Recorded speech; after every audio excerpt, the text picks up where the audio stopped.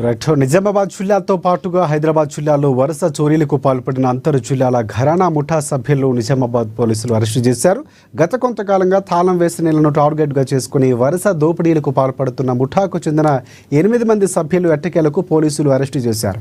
హైదరాబాద్ ప్రాంతానికి చెందిన మహమ్మద్ అమీర్ అనే పాత నేరస్తుడు నిజామాబాద్ జిల్లాకు చెందిన 8 మంది సభ్యులు తన ముఠాలో చేర్చుకొని ఘరానా దొంగల గ్యాంగ్ను తయారు చేసినట్లు, దొంగతనాలకు పాల్పడుతున్నట్లు పోలీసుల విచారణలో తేలింది.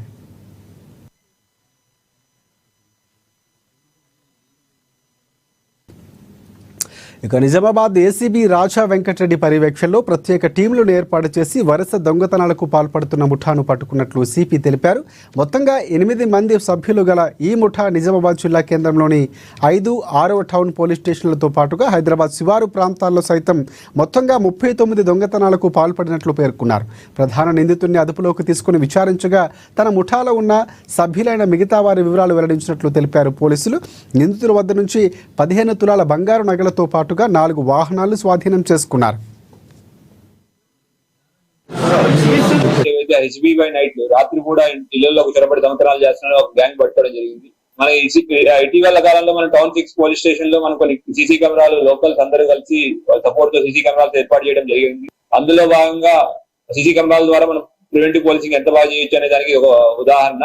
ఈ హెచ్బీ బై నైట్లు దొంగతనాలు రాత్రిపూట దొంగతనాలు అవుతుంటే మనం వెరిఫై చేస్తుంటే మొహమ్మద్ అమీర్ ఇతను హైదరాబాద్ షాపూర్ లో ఉంటాడు యాక్చువల్లీ, కానీ అతను ఇక్కడ వచ్చి ఈ ఏరియాలో అఫెన్సెస్ చేస్తున్నాడు అని మనకి వచ్చింది. మన ఆల్రెడీ కేసెస్ రిజిస్టర్ అయినాయి. దానిలో భాగంగా అతని మీద నిఘా పెట్టి అతను పట్టుకోవడం జరిగింది.